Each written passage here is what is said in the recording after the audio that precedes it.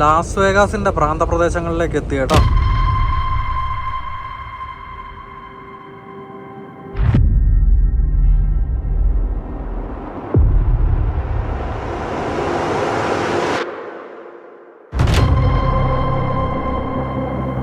അപ്പൊ അങ്ങനെ ഞാൻ ലാസ് വേഗാസിന് വന്ന ബാക്കി കഥയും കൂടെ പറയുവാണെന്നുണ്ടെങ്കിൽ,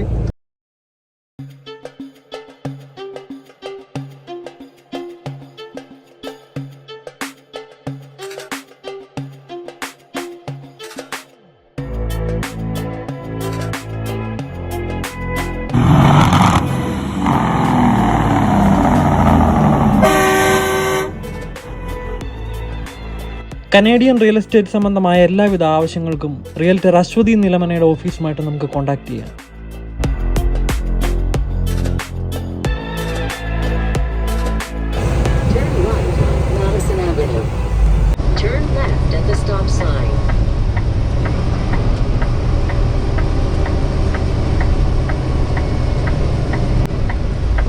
അങ്ങനെ 10:30 ആകുമ്പോഴത്തേക്ക് നമ്മൾ നെബ്രാസ്കയിലെ നമ്മൾ ഫ്യൂലെല്ലാം അടിക്കുന്ന അറോറ എന്ന് പറയുന്ന സ്ഥലത്തെത്തി കേട്ടോ. ഇവിടുന്ന് ഫുള്ള് ഫ്യൂലിംഗ് ഒക്കെ ചെയ്തിട്ട് നമുക്ക് വിട്ടുപോകാം. കുറച്ചു നേരമായിട്ട് ചെറിയ രീതിയിലുള്ള മഴയും കാര്യങ്ങളും എല്ലാം പെയ്യുന്നുണ്ട്. ചാറ്റൽ മഴ മാത്രമല്ല, ഇടയ്ക്ക് നല്ല ഹെവി ആയിട്ട് മഴ പെയ്തു. മൊത്തത്തിലൊരു മൂടിയ കാലാവസ്ഥയാണ്.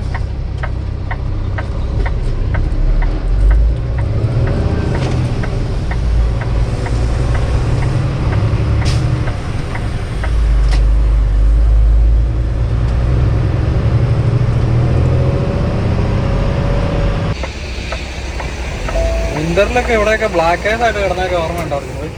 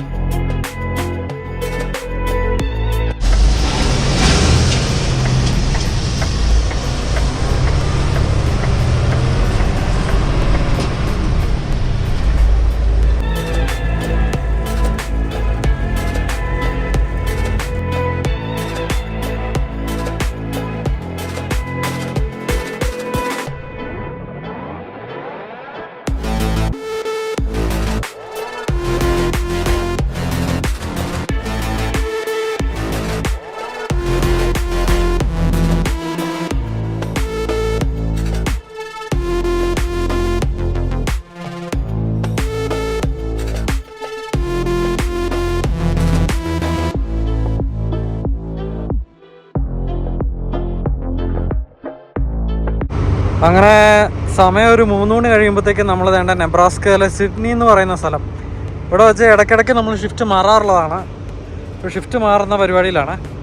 കിടക്കുന്ന ഒരു പഴയ ഫോർഡിൻ്റെ F-150. പഴയ ട്രക്കുകളൊക്കെ കാണാൻ എന്നെ രസമല്ലേ. ഇവർക്ക് പുതിയ വണ്ടികൾ ഈ പഴയ ഡിസൈനിൽ ഉണ്ടാക്കിക്കൂടെ അല്ലേ?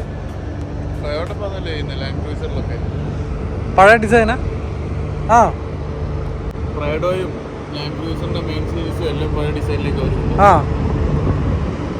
ഇത് ഇവിടെ ഇട്ട് ഓടിക്കാൻ വേണ്ടിയിട്ട് മാത്രം ഉണ്ടാക്കിയേക്കണ വണ്ടിയാണ് കേട്ടോ. പല വണ്ടികളുടെ പാർട്സ് ഒക്കെ ഉപയോഗിച്ചിട്ട് അതിൻ്റെ ടയറൊക്കെ കണ്ടോ, പൊതറൻ ടയറും പരിപാടിയൊക്കെ ആയിട്ട്. ഇത് പുറത്തേക്ക് ഓടിക്കാൻ പറ്റിയല്ല, നമ്പർ പ്ലേറ്റ് ഒക്കെ ഉണ്ടെങ്കിലും farm truck not for hire എന്നുള്ള രീതിയിലാണ്. നേരത്തെ ഇത് പുറത്ത് ഉപയോഗിക്കാൻ പാടില്ല, ഈ പ്രമാസി മാത്രം ഉപയോഗിക്കാവുള്ള എന്നുള്ള രീതിയിലായിരുന്നേ.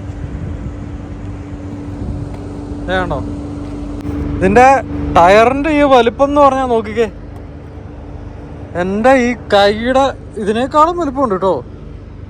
ഇത് നോക്കിക്കേ ഇതിൻ്റെ വലിപ്പം, ആ ഒരു ഡിസ്റ്റൻസ് ആണ് ഇതിൻ്റെ ടയർ. ഫ്രണ്ടിലെ ടയറും അതേ വലിപ്പം തന്നെ. സൈഡ് പ്രൊഫൈലൊക്കെ ഒരു രക്ഷയില്ലാത്ത സാധനം. അർജുൻഭായുടെ കഴുത്തിൻ്റെ അത്ര ഉണ്ട് പൊക്കം. അർജുൻഭായിൻ്റെ അടുത്ത് നിന്ന് നിൽക്കാവോ?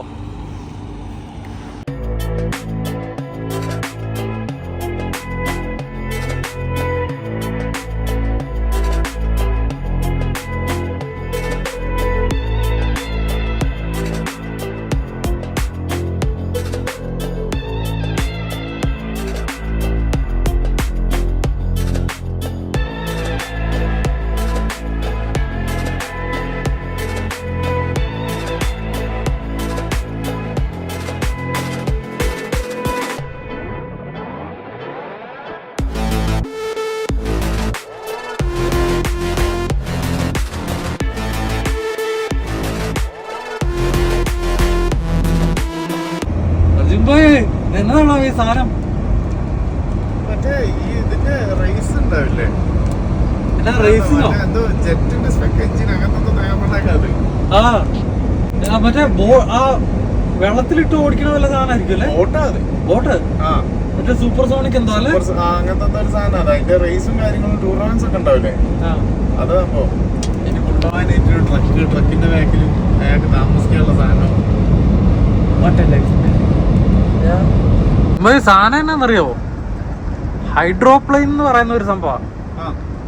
അതായത് റേസിങ്ങിനൊക്കെ ഉപയോഗിക്കുന്ന, അപ്പം അവര് തന്നെയാണെങ്കിലും ഹൈഡ്രോപ്ലെയിൻ റേസിംഗ് അതിൻ്റെ സൈഡ് എഴുതിയിട്ടുണ്ടായിരുന്നല്ലോ.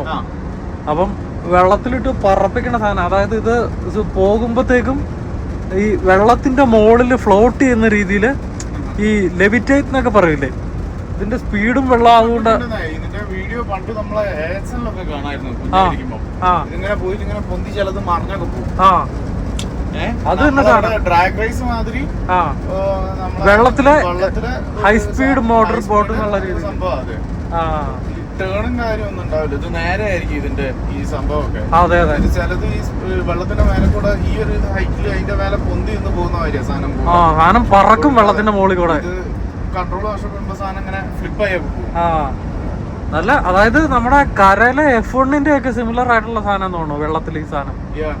അത് കൂടാണ്ട് അതിന്റെ ട്രെയിലർ കണ്ടില്ല, ഇതിനെ ചരിച്ചല്ലേ വെച്ച്. അതെ, ഇന്നാള് ഞാനൊരു വീഡിയോ ഉണ്ടായിരുന്നു. ആ ട്രെയിലറുകളില്ലേ ഇതേമാതിരി സ്പീഡ് ബോട്ട്സ് ചരിച്ചു വെച്ച് കൊണ്ടുപോകുന്ന ഇത്, ആ ട്രെയിലർ ആ ബോട്ടിനെക്കാട്ടും കാശ് വരുന്നതാണ്. $100,000 ആണ് ആ ട്രെയിലേഴ്സിന്. ഇതിന്റെത് കുഞ്ഞാ, ഇച്ചിരി വലിപ്പമുള്ള ട്രെയിലേഴ്സ് ഉണ്ട്. ഇതിനെങ്ങനെ ചരിച്ചു വെച്ചിട്ട് കൊണ്ടുപോകുന്ന സാധനം. കാരണം ഡാമേജ് ഒന്നും ഇല്ലാതെ ഇത് പോണെങ്കിൽ ആ ട്രെയിലറിന് ഒരു ഹോൾ ചെയ്യുന്ന GMCയുടെ ഡനാലിനെക്കാട്ടും വില ഉണ്ടെന്ന് പറഞ്ഞു. പാവപ്പെട്ടവന്റെ പേര്.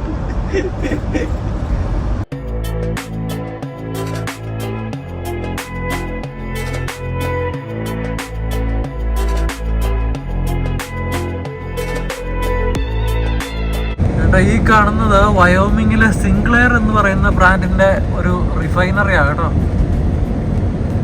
നമ്മളിത് നേരത്തെ നമ്മുടെ ചില വീഡിയോകളിൽ കാണിച്ചിട്ടുണ്ട്, പക്ഷെ ഇത്രയും പകൽ ഇതുപോലൊരു വിഷ്വൽ ആദ്യമായിട്ടാണ്. വെളുപ്പിന് രാത്രിയൊക്കെ വന്നാൽ ഇതൊക്കെ ഫുള്ള് ലൈറ്റ് ഇട്ട് നല്ല അടിപൊളി വിഷ്വൽസ് ആണ്.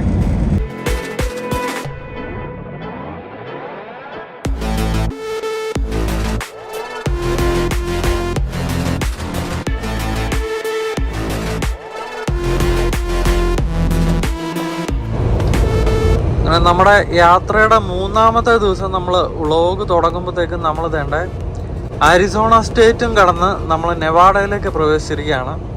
ഇനിയിപ്പം ലാസ് വേഗാസ് എന്ന മഹാനഗരവും പാസ് ചെയ്ത് നമ്മൾ നേരെ കാലിഫോർണിയയിലേക്ക് എൻ്റർ ചെയ്യും. നമ്മുടെ ഡെലിവറി ടൈം 10 മണിയാണല്ലോ, അപ്പോൾ നമ്മൾ എക്സാക്റ്റ് ഓൺ ടൈമാണ്. നമുക്ക് ഏകദേശം ഒരു 500 കിലോമീറ്ററും കൂടെയാണ് നമ്മൾ ഡെലിവറി ചെയ്യുന്ന സ്ഥലത്തേക്കുള്ളത് കേട്ടോ. അപ്പം എന്തായാലും ഇന്നത്തെ വീഡിയോയിലൂടെ പറ്റുവാണെന്നുണ്ടെങ്കിൽ ലാസ് വേഗാസിൻ്റെ കുറച്ച് കാഴ്ചകൾ പറ്റുവാണെന്നുണ്ടെങ്കിൽ ആ ഒരു ഏർലി മോർണിംഗിൻ്റെ അല്ലെ ആ ഒരു ഡാർക്ക്നെസ്സിൽ ലൈറ്റൊക്കെ ഇട്ടിട്ടുള്ള ആ ഒരു ലാസ് വേഗാസിൻ്റെ കാഴ്ചകളുണ്ടല്ലോ, അത് എത്രമാത്രം സക്സസ്ഫുൾ ആയിട്ട് കൊണ്ടുവരാൻ പറ്റുമെന്ന് എനിക്കറിയില്ല. കാരണം നമ്മൾ വണ്ടിക്കകത്ത് ഇരുന്നുകൊണ്ടല്ലേ നമ്മൾ എടുക്കുന്നത്. നമുക്ക് എന്നാലും പറ്റുന്ന പോലെയൊക്കെ കൊണ്ടുവരാവേ.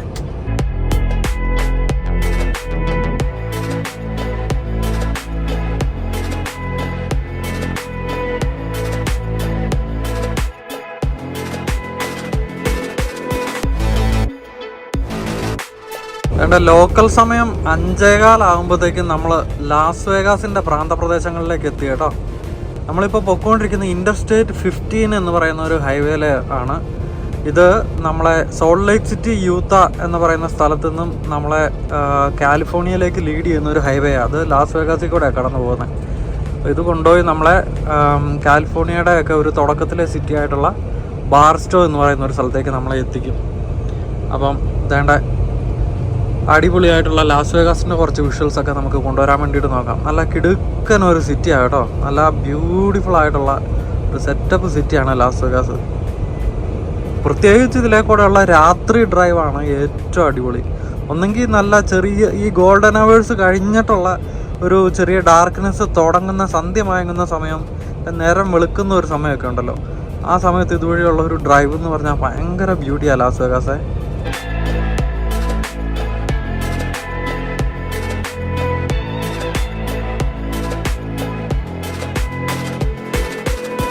ശരിക്കും പറഞ്ഞു കഴിഞ്ഞാൽ അമേരിക്കയിലേക്ക് ആദ്യമായിട്ട് കയറുക എന്ന് പറയുമ്പോൾ തന്നെ നമ്മുടെ ലൈഫിലെ ഏറ്റവും വലിയൊരു എക്സൈറ്റ്മെൻറ്റിൻ്റെ ഭാഗമല്ലേ.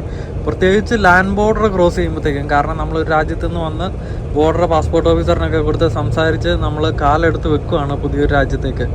അപ്പം അമേരിക്കയിലേക്ക് കടക്കുമ്പോഴത്തേക്കും നമ്മുടെ മനസ്സിലുണ്ടാകുന്ന, അതായത് ചെറുപ്പം മുതലേ നമ്മളെല്ലാം കേൾക്കുന്ന ഒരു പേരാണ് അമേരിക്ക അമേരിക്ക എന്ന് പറയുന്നത്. അപ്പോൾ അവിടേക്ക് ഒരിക്കലും എത്തിപ്പെടില്ല എന്ന് ആയിരിക്കും നമ്മുടെ പ്രത്യേകിച്ച് എൻ്റെ മനസ്സിലൊക്കെ ഉണ്ടായിരുന്നു. പക്ഷെ അങ്ങനെ ദൈവം സഹായിച്ച് എത്തിപ്പെടാൻ പറ്റിയതും അങ്ങോട്ട് കയറുന്ന ഒരു വലിയ എക്സൈറ്റ്മെൻ്റ് ആയിരുന്നു. അതോടൊപ്പം തന്നെ എനിക്ക് ഭയങ്കര എക്സൈറ്റ്മെൻറ്റ് അമേരിക്കയിൽ എവിടെയെങ്കിലും പോയിട്ട് എനിക്ക് തോന്നിയിട്ടുണ്ടെങ്കിൽ അത് ഈ ലാസ് വേഗാസ് നഗരം ആദ്യമായിട്ട് കാണുമ്പോഴായിരുന്നു കേട്ടോ. കാരണം ചെറുപ്പം മുതലേ എൻ്റെയൊക്കെ ചെറുപ്പത്തിലേ ഞാൻ ഈ രാവിലെ എണീറ്റിട്ട് ഫസ്റ്റ് ഈ പത്രം വായിക്കുമായിരുന്നു. അപ്പോൾ പത്രം ഇപ്പം മനോരമയൊക്കെ സ്പോർട്സ് പേജ് ആദ്യം തന്നെ എടുത്ത് വായിക്കും. അന്ന് പിന്നെ മനോരമയുടെ സ്പോർട്സ് എന്ന് പറഞ്ഞുകൊണ്ട് ഒരു മാഗസിൻ ഉണ്ടായിരുന്നു. അപ്പോൾ അതിലൊക്കെ എപ്പോഴും ഇരുന്ന് ഇപ്പോൾ അറിയാൻ പാടില്ലാത്ത സ്പോർട്സിനെ കുറിച്ചും. പണ്ട് ഞങ്ങളുടെ വീട്ടിൽ TV ഇല്ലായിരുന്നു എൻ്റെ ചെറുപ്പത്തിൽ. അപ്പം നമുക്ക് ആകെ കൂടി ഈ പറയുന്ന പോലെ ഉണ്ടായിരുന്ന ഒരു ആശ്രയം എന്ന് പറയുന്നത് എൻ്റർടൈൻമെൻറ്റിന് വായനയായിരുന്നു. അപ്പം ഒത്തിരി പത്രം വായിക്കുമായിരുന്നു. ഈ സ്പോർട്സ് പേജുകൾ, അല്ലെങ്കിൽ ഇങ്ങനെ sports magazines, travel magazines, Balarama Mangal, അങ്ങനെയുള്ള പരിപാടികൾ. അപ്പോൾ അതിലൊക്കെ എപ്പോഴും വായിക്കുമ്പോഴത്തേക്കും ഈ അന്നത്തെ കാലത്ത് നമുക്ക് ആ ക്രിക്കറ്റും ഫുട്ബോളും അല്ലേ അറിയത്തുള്ളൂ. അപ്പം അതിനേക്കാളുപരി നമ്മൾ ഈ കാണുന്ന എക്സോട്ടിക് കായിക ഇനങ്ങളാണ് ബാസ്കറ്റ് ബോളും അതോടൊപ്പം തന്നെ ബോക്സിങ്, അങ്ങനെയുള്ള കാര്യങ്ങളൊക്കെ. അപ്പോൾ നമ്മൾ നേരിട്ടൊന്നും കണ്ടിട്ടുമില്ല എന്നാൽ പക്ഷേ എവിടെയോ നടക്കുന്ന ഭയങ്കര ഫ്ലാഷി ആയിട്ടുള്ള ഒരു സെറ്റപ്പാണിതെന്നുള്ളൊരു ഐഡിയ ഉണ്ട്. അപ്പം അങ്ങനെ എപ്പോഴും വായിക്കുമ്പോഴാണ് ഈ വലിയ വലിയ ഫൈറ്റുകളൊക്കെ നടക്കുന്നത്. അന്നത്തെ താരങ്ങളായ മൈക്ക് ടൈസനൊക്കെ ഫൈറ്റ് ചെയ്യുന്നത് ലാസ് വേഗാസ് എന്ന് പറയുന്ന ഒരു നഗരത്തിലാണ്. അല്ല അമേരിക്കയിലെ ഭയങ്കര ഫ്ലാഷി ആയിട്ടുള്ള ഒരു നഗരമാണിത് എന്നൊക്കെ ഇങ്ങനെ വായിച്ചുള്ളൊരു ഓർമ്മയുണ്ടല്ലോ. അതോടൊപ്പം തന്നെ ആ സമയത്ത് എപ്പോഴോ ഈ പറയുന്ന പോലെ ലെജൻഡറി ആയിട്ടുള്ള മറ്റേ നമ്മുടെ റാപ്പർ ടുപാക് ഷക്കൂർ ഉണ്ടല്ലോ, പുള്ളി നമ്മുടെ മൈക്ക് ടൈസൻ്റെ ഒരു ഫൈറ്റ് കാണാൻ വരുകയും ആ ഫൈറ്റ് കാണാൻ വന്നു കഴിഞ്ഞിട്ട് തിരിച്ചു പോകുന്ന വഴിക്കാണ് പുള്ളി വെടിയേറ്റ് മരിക്കുന്നതും എന്നൊക്കെയുള്ള വാർത്തകളൊക്കെ ഇങ്ങനെ വായിച്ചിട്ടുണ്ട്.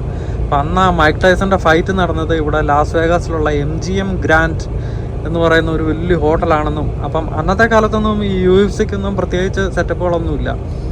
അപ്പം ഈ മേജർ ബോക്സിംഗ് ഇവൻറ്റുകളും കാര്യങ്ങളും എല്ലാം നടക്കുന്നത് ലാസ് വേഗാസിലെ MGM ഗ്രാൻഡ് എന്ന് പറയുന്ന ഒരു അരീനയിലും സീസേഴ്സ് പാലസ്, അതൊക്കെയായിരുന്നു അന്നത്തെ ഏറ്റവും വായിച്ചു കേട്ടിട്ടുള്ള പേരറിവുകൾ.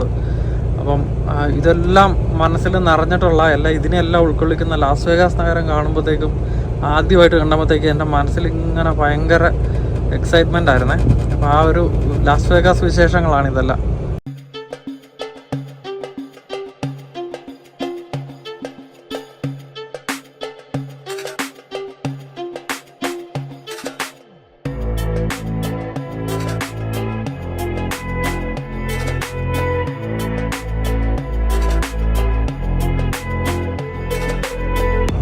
രാവിലത്തെ ട്രാഫിക് തുടങ്ങി കേട്ടോ.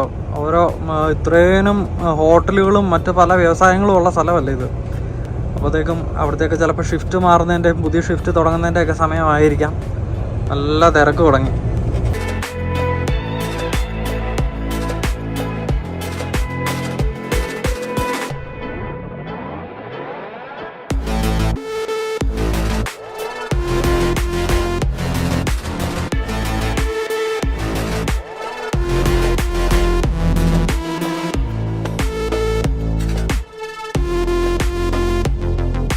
ലാസ് വേഗാസിലെ ഹിൽട്ടൺ ഹോട്ടലാണ് ആ കാണുന്ന ചുവന്ന ബിൽഡിങ്.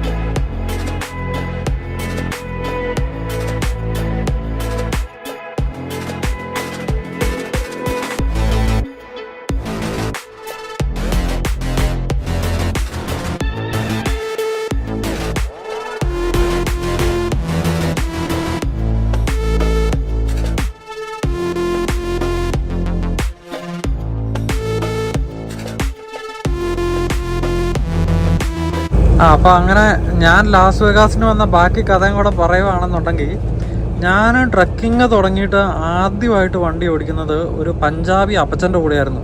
പുള്ളിയുടെ പേര് ഷമീന്ദർ പാൽ സിംഗ് എന്നായിരുന്നേ. അപ്പം പുള്ളി എന്ന് പറഞ്ഞാൽ ഇവിടെ തന്നെ പഞ്ചാബി ആയിരുന്നെങ്കിലും ഇവിടെ തന്നെ ബോൺ ആൻഡ് ബ്രോട്ടപ്പ് ആയിട്ടുള്ള ഒരു നല്ല പ്രായമുള്ള ഒരു പുള്ളിയായിരുന്നു. കുറേ നാളായി പുള്ളിയുടെ ബ്രദറിൻ്റെ കൂടെ വണ്ടി ഓടിക്കാൻ തുടങ്ങി. അങ്ങനെ കുറേ പരിചയമൊക്കെ ഉള്ളൊരു പുള്ളി. ഞങ്ങളിങ്ങനെ ലാസ് വേഗാസിൻ്റെ ഔട്ടറിൽ ഒരു ലൗസ് ഉണ്ട്, ട്രക്ക് സ്റ്റോപ്പ്. അപ്പോൾ അവിടെ കൊണ്ടുവന്ന്, അപ്പോൾ എൻ്റെ ഷിഫ്റ്റായിരുന്നു. എന്നിട്ട് പുള്ളി അവിടുന്ന് ചായ ഒക്കെ എടുത്ത് പുറത്തിറങ്ങിയപ്പോഴത്തേക്കും പുള്ളി പറഞ്ഞു, ഒരു കാര്യം ചെയ്യാൻ മാത്യു, നീ കുറച്ച് നേരം ഡ്രൈവർ സീറ്റിലിരിക്കുക, ഞാൻ കുറച്ച് നേരം ഓടിക്കാമെന്ന് പറഞ്ഞു. അപ്പോൾ അങ്ങനെ ഒരിക്കലും നമ്മളിവിടെ ചെയ്യാത്ത ഒരു കാര്യമല്ല, ചെയ്യാനും പാടില്ല. പക്ഷേ പുള്ളി പറഞ്ഞു, നീ അവിടെ ഇരിക്കുക, ഒരു കാര്യം ഉണ്ടെന്ന് പറഞ്ഞു. അങ്ങനെ ഞാൻ സീറ്റിൽ ഇരുന്ന് ഒരു 2 കിലോമീറ്റർ കഴിഞ്ഞപ്പോഴത്തേക്കും നമ്മൾ ഈ ലാസ് വേഗാസ് നഗരം കാണുന്നത് ഒരു വലിയ മലയുടെ മുകളിൽ നിന്നായി. ഞാൻ നേരത്തെ പറഞ്ഞ പോലെ ഇൻറ്റർസ്റ്റേറ്റ് 15 വരുമ്പോഴത്തേക്കും ഒരു മലയുടെ മുകളിലേക്ക് ആ ഇൻറ്റർസ്റ്റേറ്റ് 15 കയറിയിട്ട് ആ മുകളിൽ നിന്ന് ഇങ്ങനെ ഇറങ്ങി വരുമോ ചെയ്യുന്നത്.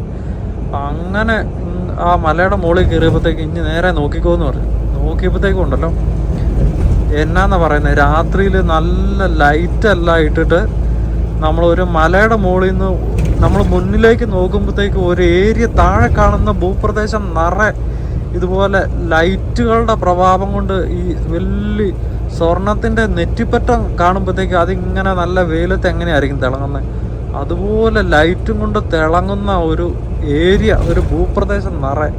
അതായിരുന്നു ലാസ് വേഗാസ്. അന്നത്തെ നമ്മുടെ ഒരു എക്സൈറ്റ്മെൻ്റ് ഉണ്ടല്ലോ, നമ്മുടെ മനസ്സിൽ വായിച്ചും കേട്ടും ഒക്കെ അറിവുകൾ കൊണ്ട് ഇങ്ങനെ മനസ്സിൽ കൂട്ടി വെച്ചിരിക്കുന്ന ആ ഒരു വലിയ സെറ്റപ്പ് ലാസ് വേഗാസ് എന്ന നഗരം നമ്മുടെ കൺമുമ്പിൽ ഇതുപോലെ ഞാനിങ്ങനെ അത്ഭുതത്തോടു കൂടി നോക്കിയത് എനിക്ക് എപ്പോഴും ഓർമ്മയുണ്ട് ലാസ് വേഗാസിലെ. അപ്പം ഞാൻ നേരത്തെ പറഞ്ഞ പോലെ ഡ്രം ടവറും അതുപോലെ MGM ഗ്രാൻഡും സീസേഴ്സ് പാലസും അതുപോലെയുള്ള മറ്റു പല നമ്മൾ വായിച്ചു കേൾവിയും എല്ലാം ചില അന്നത്തെ സമയത്തൊക്കെ മെയിനായിട്ടുണ്ടായിരുന്ന ചാനലുകൾ എന്ന് പറഞ്ഞാൽ നമ്മുടെ സ്റ്റാർ മൂവീസ്, AXN, അതുപോലെ ട്രാവൽ ആൻഡ് ലിവിങ് എന്ന് പറഞ്ഞൊരു ചാനൽ. അപ്പോൾ അങ്ങനെയുള്ള ചാനലുകളിൽ കൂടെയൊക്കെ കണ്ടിട്ടുള്ള അമേരിക്കൻ പല സീരീസുകളും ഉണ്ടായിരുന്നല്ലോ. അതിലൊക്കെ കാണിച്ചിട്ടുള്ള ആ ഒരു നഗരം, അതിലൂടെ നമ്മളിങ്ങനെ പോകാമെന്ന് പറയുന്ന ഒരു ഭയങ്കര എക്സൈറ്റ്മെൻ്റ് ആയിട്ടുള്ള ഒരു കാര്യമായിരുന്നു. അപ്പോൾ അതൊക്കെയാണ് ലാസ് വേഗാസിന് എൻ്റെ ജീവിതത്തിലുള്ള ഒരു പ്രസക്തി. അപ്പം ആ ഒരു നഗരത്തിലൂടെയാണ് നമ്മളിപ്പോൾ കടന്നു പോയത്. നമ്മൾ ലാസ് വേഗാസിൽ നിന്ന് ജസ്റ്റ് പുറത്തേക്ക് ഇറങ്ങാൻ പോവുകയാണ്. കഴിഞ്ഞിട്ടില്ല, ഇച്ചിരി കൂടെ ഉണ്ട് ലാസ് വേഗാസ്. പക്ഷെ എന്നാലും നെവാഡ കൂടെ ഇനി നമുക്ക് കുറച്ച് ഒരു ഏകദേശം 60 കിലോമീറ്റർ കൂടെ വണ്ടി ഓടിച്ചു കഴിഞ്ഞാൽ നമ്മൾ കാലിഫോർണിയയുടെ ബോർഡറിൽ കയറും.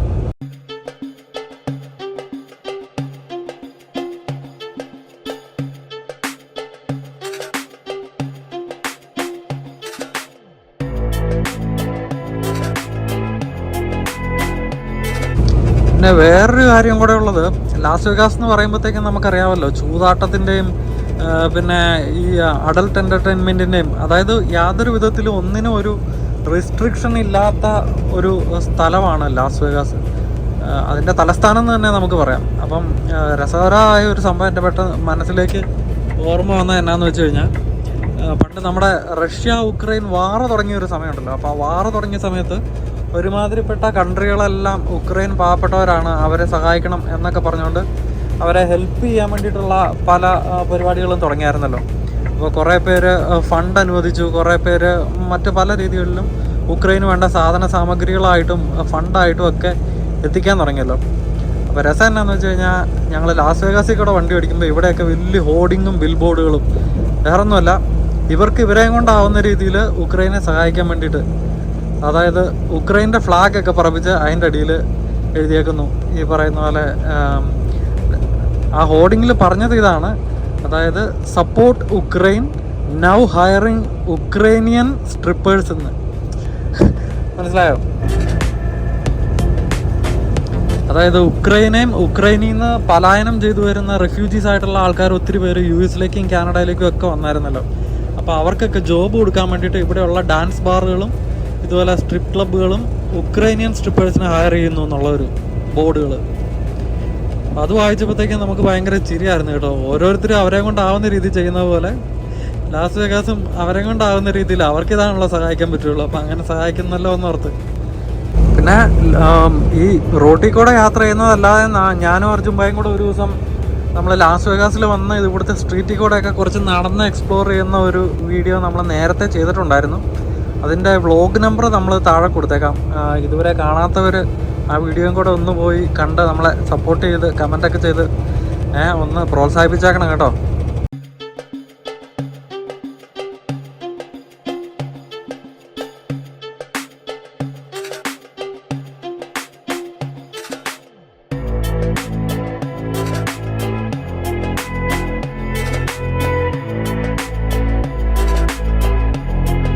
ഇപ്പം നിങ്ങളൊരു സ്ഥലത്തെ കുറേ കല്ലുകൾക്ക് പെയിൻ്റ് അടിച്ച ഒരു സെറ്റപ്പ് കണ്ടോ? ഇൻസ്റ്റഗ്രാമിലൊക്കെ US വരുന്ന മിക്കവരുടെയും ഒരു ഇൻസ്റ്റഗ്രാം ഫോട്ടോ ആയിട്ട് ആ സാധനം കാണാറുണ്ട്.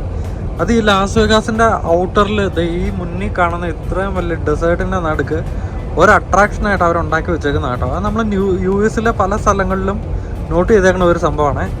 പ്രത്യേകിച്ച് ഒന്നും കാണിയല്ല, പക്ഷെ അവിടെ എന്തെങ്കിലും ഒരു സ്കൾപ്ചറോ അല്ലെങ്കിൽ ഇതുപോലെ എന്തെങ്കിലും ഒരു സെറ്റപ്പോ ചെറിയൊരു സെറ്റപ്പായിരിക്കും, പക്ഷെ അത് ഇങ്ങനെ ഇൻസ്റ്റഗ്രാമിൽ കൂടെയും കാര്യങ്ങളൊക്കെ വൈറലാക്കി ഒരു ടൂറിസ്റ്റ് ഡെസ്റ്റിനേഷൻ തന്നെ ആക്കി കളയവർ. അപ്പോൾ അതിന് വേറൊരു ഉദാഹരണമാണ് നമ്മുടെ ടെക്സാസിലുള്ള കുറേ ഈ കാഡിലാക്ക് കാറുകൾ പഴയത് നിലത്ത് കുഴിച്ചിട്ടിട്ട് അതിൻ്റെ മുകളിലുള്ള ഭാഗം സ്പ്രേ പെയിൻറ്റ് ചെയ്യുന്ന ഒരു പരിപാടി. അപ്പം അതുപോലത്തെ പറഞ്ഞു വന്നത് ഈ ഒന്നുമില്ലാത്ത ഈ ഡെസേർട്ടിൽ ഇതുപോലെ കുറേ പാറക്കല്ലുകൾ മോളിൽ ഇങ്ങനെ ഒരു പില്ലർ പോലെ പൊക്കി വെച്ച് ഓരോ കല്ലുകളും പല പെയിൻ്റ് അടിച്ച ആ ഒരു സെറ്റപ്പാണ് നമ്മളിപ്പോൾ കടന്നുപോയത്.